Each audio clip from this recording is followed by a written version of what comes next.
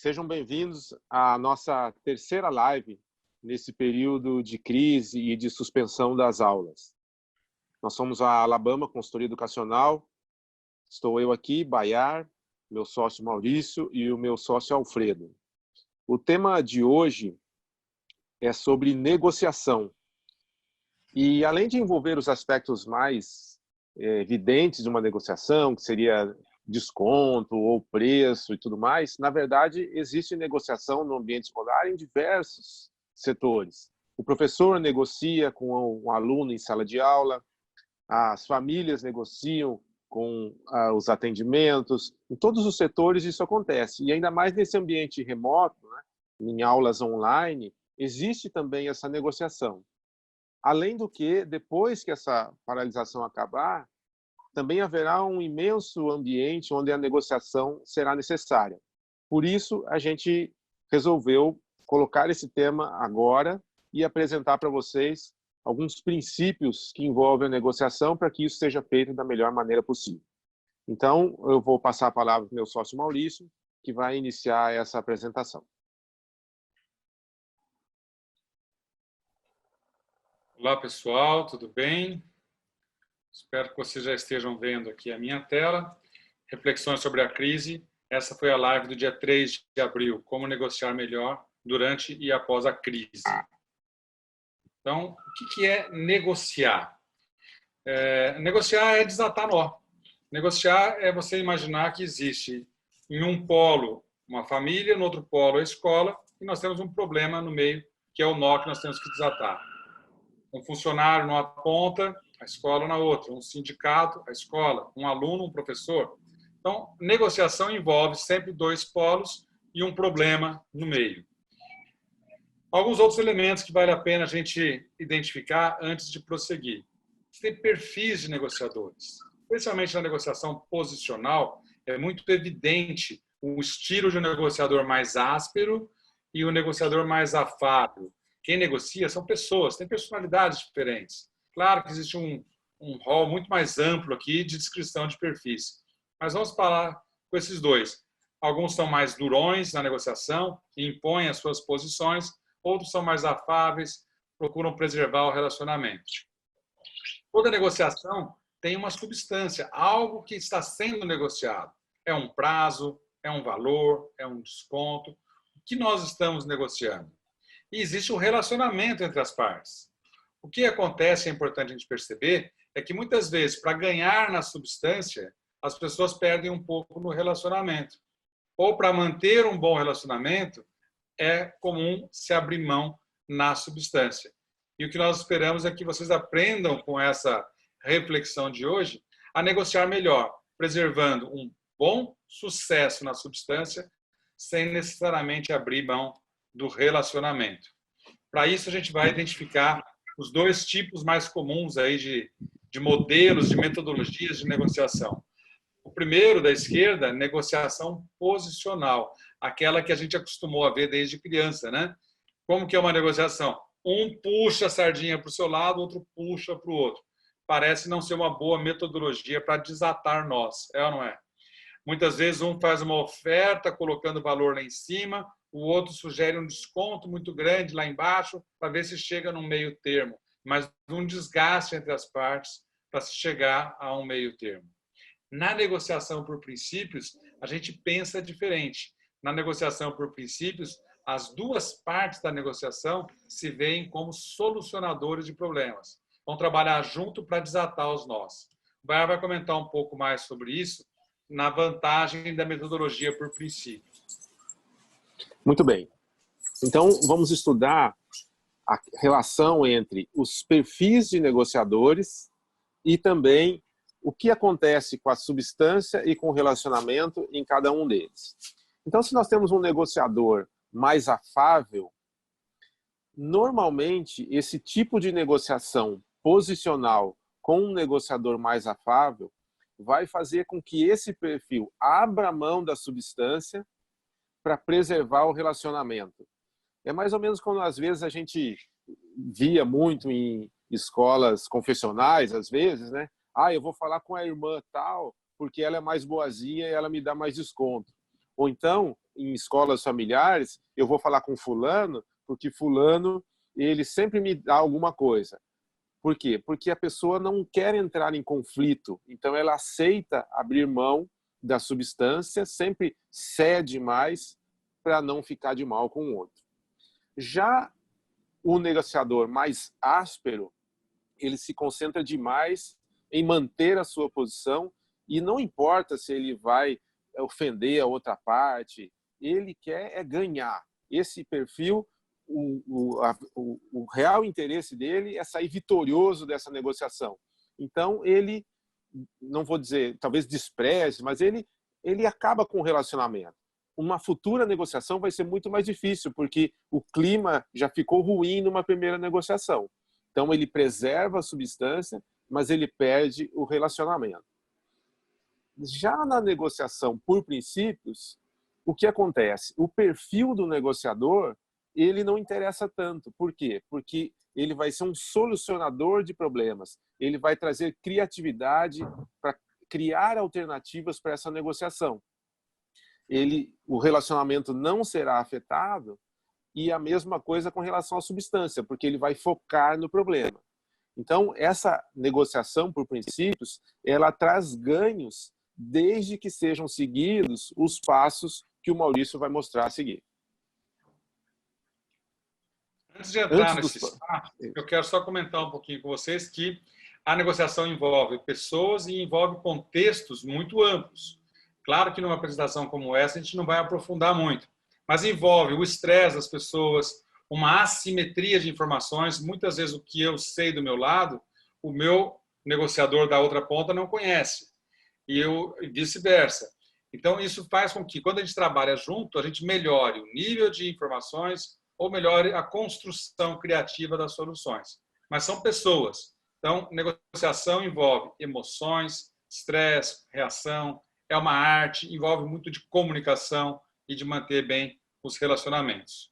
Qual é o passo a passo da negociação por princípios? Primeiro deles, separar pessoas de problemas. Eu gosto aqui, comentei na live, de um exemplo interessante, quando uma diretora de escola recebeu um pai de aluno para dar a suspensão para o rapaz. Então, o rapaz tinha aprontado alguma indisciplina mais grave, ia ser suspenso, o pai foi chamado até a escola, e quando chegou ali, ele disse assim, logo de cara, olha, a senhora não conhece o meu filho, bateu na mesa ali, meio bravo, tenso, a senhora não conhece meu filho. E a diretora, muito sábia e muito experiente, respondeu, e o senhor não conhece o meu aluno.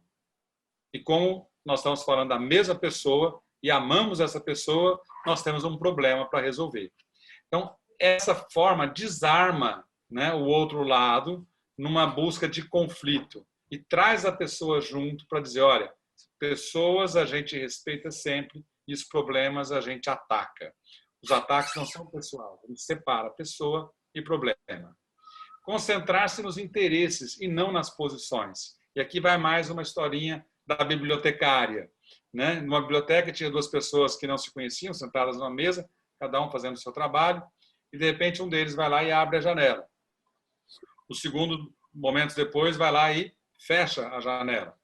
E aí começa uma confusão. Um abre, outro fecha, começa uma discussão, a bibliotecária vem intervir e fala, para aí, não pode fazer barulho, o que está acontecendo aqui? E tal. Não, é para manter a janela aberta. Não, é para manter fechada.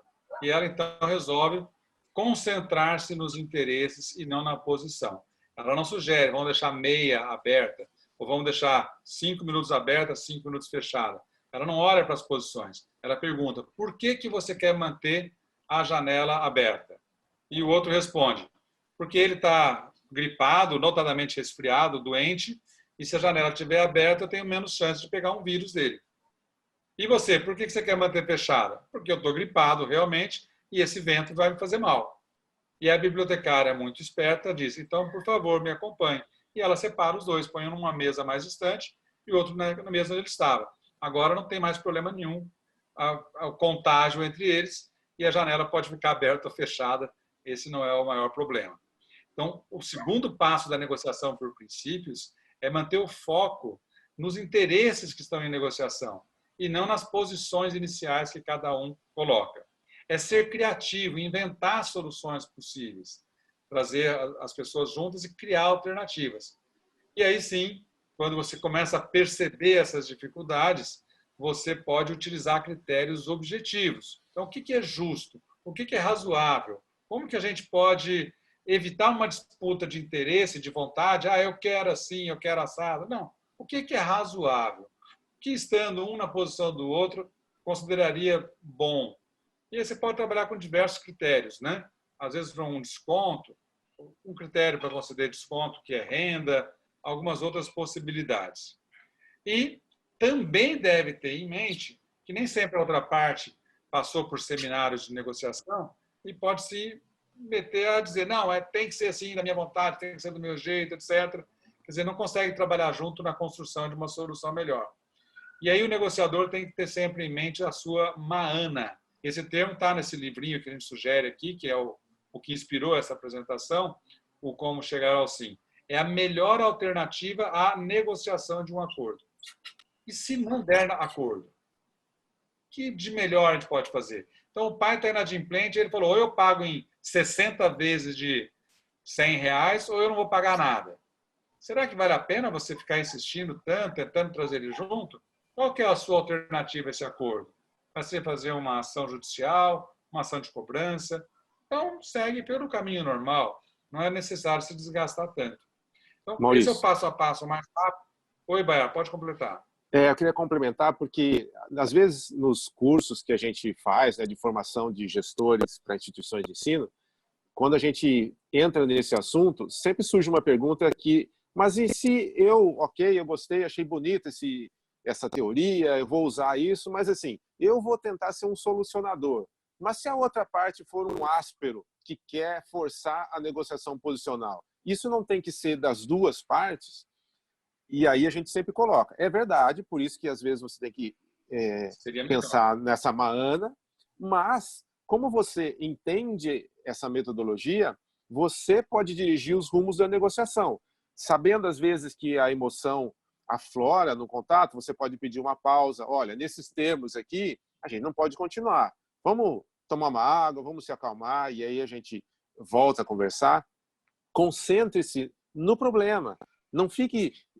se o outro defende uma posição, você fala assim, mas eu não me interesso pela sua posição, eu me interesso para esse problema que ele quer resolver.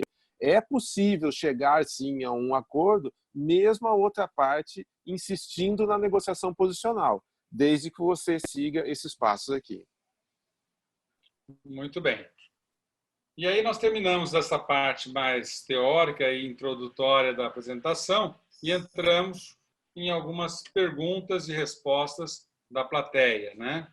O Alfredo deve ter ali alguns elementos para inspirar aí as respostas que foram dadas.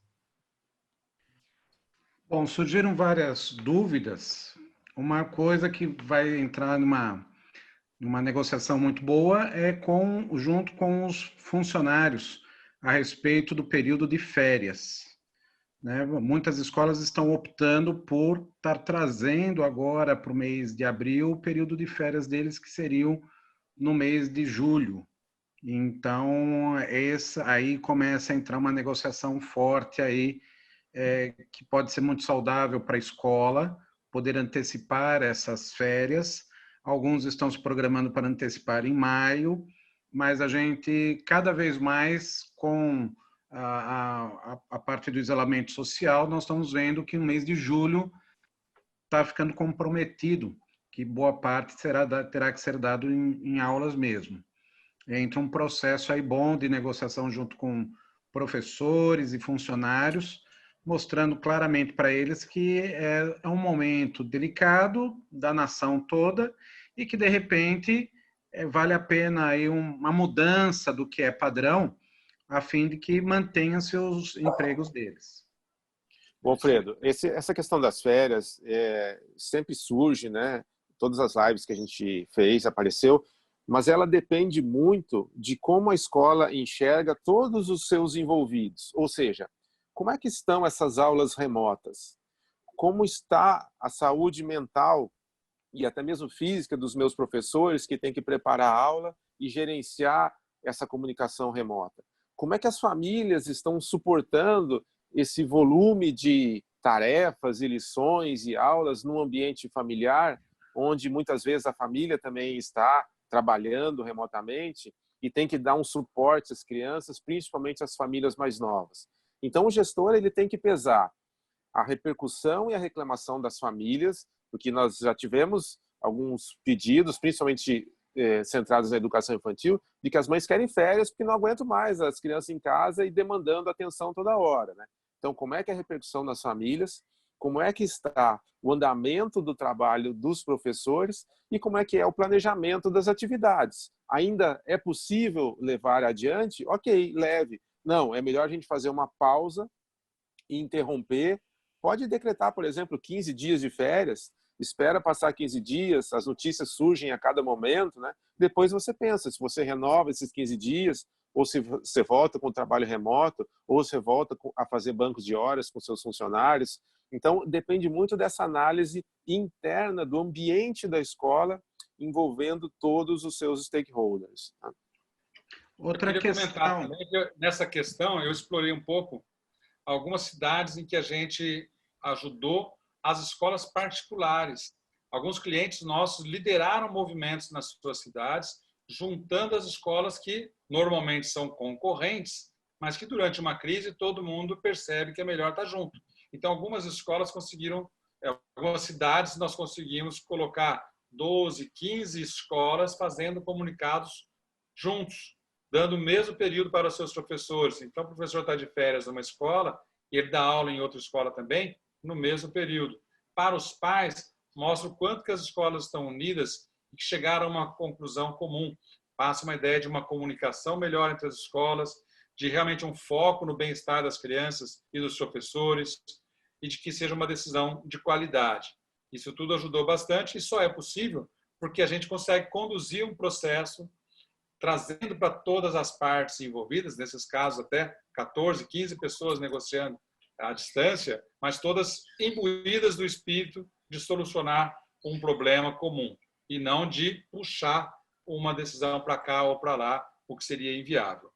Teve outras questões também, né, Alfredo, mais ligadas, acho que a desconto. Isso. Uma questão, agora eu vou fazer o caminho inverso. Primeiro os comentários do Maurício, depois os comentários do Bayar. Mas outro questionamento muito grande que teve, porque muita gente passa a impressão que a negociação por princípios significa que você vai ser mais manso, que você não tem aquele posicionamento de imposição, que você cede mais, tá? Como já foi até um pouco comentado durante aí os slides. Mas e aí algumas pessoas colocaram, poxa, numa época de WhatsApp, onde uma pessoa, você faz algo para uma pessoa e ela comenta para todas as outras, as mães possuem grupos de WhatsApp, fica complicado você querer individualizar essa negociação. Queria os comentários do Maurício, depois os comentários do Bayar a respeito desse assunto. Muito bem. Lembra que nós falamos do perfil áspero e do perfil afável? E lembra do primeiro passo da negociação por princípios? Separe as pessoas, os problemas. Na negociação por princípios, a gente é assim. A gente é afável com as pessoas e a gente é áspero com os problemas. A gente sempre mantém um clima de respeito e colaboração com as partes envolvidas na negociação e a gente ataca com toda a fé e coragem e vontade os problemas que a gente tem que resolver. Então, ser educado não quer dizer ceder na substância da negociação. Com relação aos pais que são tratados individualmente numa negociação caso a caso, o que é importante? É a escola definir com clareza critérios. Por que eu estou concedendo um desconto maior para esse pai? Porque ele tem uma situação muito agravante. Ele tem uma questão de doença na família, ou ele tem um que não deu nada e ele comprou isso. De forma que, se essa informação de que eu dei 30% para uma família, chegar para outra pessoa e falar, eu também quero os meus 30%, isso é posicional, isso é disputa de vontade. Eu posso mostrar para ele que, baseado em critérios objetivos, se você tiver na mesma situação daquela outra, você também terá o mesmo tratamento, mas a sua situação é diferente. Então, é importante se basear em princípios, em critérios objetivos, em uma conversa com transparência, mas com um rigor da metodologia. Não pode ser porque um cara é gritão que você vai ceder à vontade dele. Na negociação por princípios, a gente se mantém áspero com os problemas, mas com as pessoas a gente é afável e não abre mão naquilo que é substância, insistindo sempre em critérios objetivos. Bayar pode complementar aí com a sua fala. Isso. Outra coisa importante é saber o seguinte, na verdade, essas ferramentas novas, tecnologia, WhatsApp e tudo mais, elas mudam um pouco a forma, mas não mudam a essência da gente tratar os problemas. Porque quando era por telefone, quando é por e-mail ou quando era pessoalmente, o pai também poderia sair falando do que aconteceu, poderia encaminhar um e-mail, poderia dizer o recado que ele ouviu no telefone. Agora ele só dá um for na mensagem do WhatsApp, né? Por isso que é tão importante isso que o Maurício falou. Agora, nessa questão de negociar no coletivo e no individual, o mais importante é saber o seguinte, esse assunto interessa e essa medida afeta quem? Por exemplo, eu vou isentar todo mundo que tem período integral, porque esse serviço eu não vou conseguir repor. Então, esse é um aviso geral. Todos os pais que têm período integral estão isentos da mensalidade de abril. Ok, agora não, eu vou isentar, eu vou dar desconto para um único pai porque ele era o dono de um restaurante, teve que fechar, ele mostrou, ele trouxe a documentação, ele fez todos os passos certinhos que eu elenquei para conseguir um desconto. Então, para ele, você deu um desconto por causa desses critérios. Outro que vier tem que preencher os mesmos critérios dele.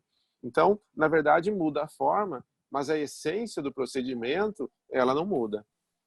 Exatamente. Tem mais aí, Alfredo? Tem. Acho que a última grande pergunta foi a respeito, quase todas as escolas possuem todos os segmentos, mas a grande maioria, pelo menos, educação infantil, algumas já com desde o berçário. E essa está sendo uma das grandes ameaças, dado que é um segmento que não é obrigatório a criança estar na escola e que, de repente, o pai, como o Bayar já colocou a respeito do período integral, mas o pai pode até pedir o cancelamento da matrícula. Então, isso gerou uma preocupação muito grande a respeito de muitos donos de escola, do que fazer, que tipo de negociação partir para uma situação dessa, junto com crianças lá da educação infantil. Então, eu passo a palavra para o Maurício discutir um pouco, depois o Bayar, e a gente praticamente encerra aqui a nossa terceira live. Ô Maurício, só antes de você falar, Maurício, antes de você falar, é bom a gente colocar a tela do nosso número de comunicação, porque às vezes se a pessoa quiser receber o PDF com essas telas, ela pode mandar uma mensagem para esse número que está na tela, e aí a gente envia o PDF com essas telas. Muito bem. O contato está aqui, pessoal. É esse número de WhatsApp, 971-516-894, de São Paulo, 011. Muito bem. Entrando na questão que o Alfredo comentou, sobre não é mais o desconto que ele está dizendo, ele está dizendo do serviço que não é realizado. Eu estou lá no berçário, no infantil, e a princípio o pai pode começar a falar, não, eu quero cancelar, eu quero suspender o pagamento, vou ficar 2 meses sem. Uma boa forma de argumentar é você demonstrar que, numa situação de crise, estamos todos juntos, não estamos polarizando. Eu até tenho usado essa figura, né? Quando você está numa prova de automobilismo, cada piloto acelera ali e ele olha para diante, ele vê o concorrente, ele tenta ultrapassar. Esse é o melhor. Mas se começa a cair uma chuva muito intensa, ou tem um acidente, tem uma situação excepcional, aparece aquela bandeirinha amarela, a corrida está suspensa. Os bons pilotos sabem tirar o pé nessa hora, sabem ter uma medida de responsabilidade com os demais. E é isso que a gente espera conseguir com os pais de aluno, com os nossos funcionários e com a gente mesmo. Então, você tem que apresentar para o pai que é uma circunstância que envolve muitas partes envolvidas e ela é excepcional. Então, nós temos que manter o emprego da professora do seu filho, da auxiliar, da faxineira. Tudo isso tem um custo. Vamos tentar seguir todo mundo numa toada, porque daqui 2 meses isso termina. Agora, uma criança que abandona a escola por uma oportunidade criada por uma crise como essa, daqui 2 meses, será que quando ela voltar a escola está na mesma condição? Será que o desconto que ele tem pode ser mantido? Será que a descontinuidade pedagógica não vai ser um prejuízo maior? Será que perder os colegas? Será que não encontrar mais a professora? Então, você vai trazendo alguns elementos de reflexão que podem fazer com que esse pai perceba que a atitude mais oportunista não é a mais sensata. Você não vai verbalizar isso, mas você vai conduzir a discussão de forma a ele refletir e notar que o melhor comportamento é realmente algo mais responsável, mais cadenciado, mais adequado ao momento diferente que todos nós estamos vivendo.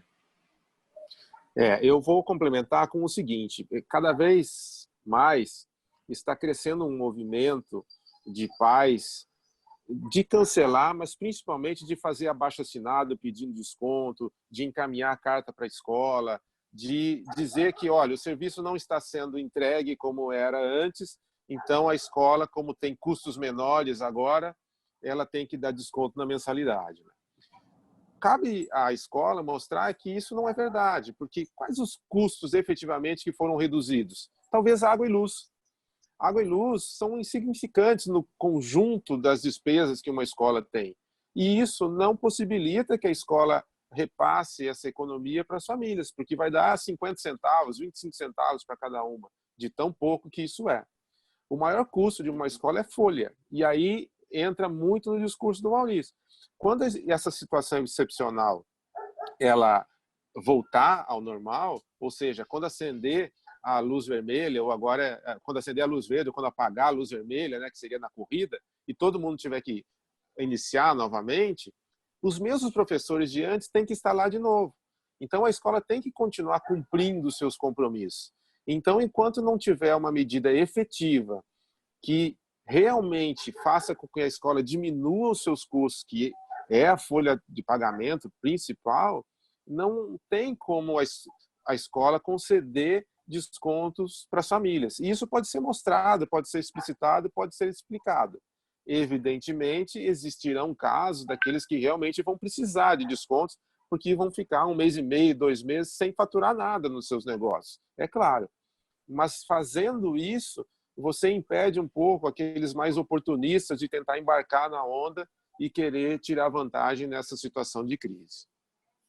Só para completar, principalmente focando no berçário e o mini maternal, cada escola tem uma realidade diferente. Vale a pena você fazer uma análise bem profunda da sua situação, principalmente uma análise financeira.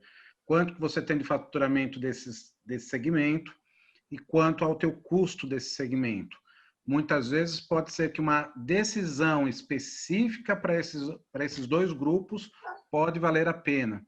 Tá? Então, existem algumas escolas que chegam a dar, sim, 50% apenas desses dois segmentos, com o objetivo de apenas pagar a folha de pagamento, dizendo que depois, futuramente, o pai vai precisar desse serviço, e ao precisar desse serviço, é bom que a professora esteja lá, que a tia esteja lá, que a auxiliar de sala também esteja, tá? Todo mundo, todo o grupo ainda está, porque a pandemia vai acabar, pode demorar 1, 2, 3, 4 meses, mas ela vai acabar, e depois disso todo mundo vai precisar da sua escola em pleno funcionamento. Muitas vezes, uma negociação imediata de um pagamento, uma parte, postergar o resto, ou até um desconto, não existe fórmula mágica. O que vale é uma análise para cada caso, cada cidade, para cada realidade. E é por isso que vocês estão vendo aí na tela um link de um SurveyMonkey, que é uma pesquisa da Alabama.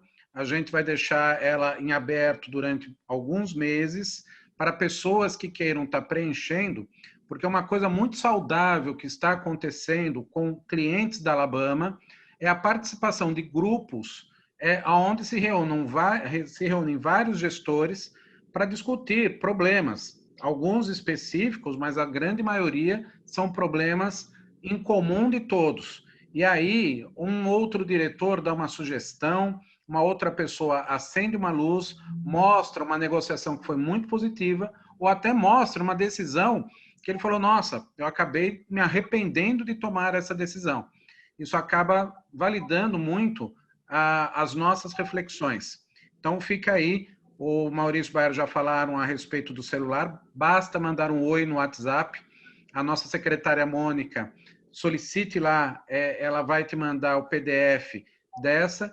No nosso canal você tem já as 2 outras lives e fique atento. Também se cadastrando no WhatsApp, você recebe informações das nossas próximas palestras. Obrigado, pessoal. Até uma próxima. Até mais. Tchau. Até mais, obrigado, hein?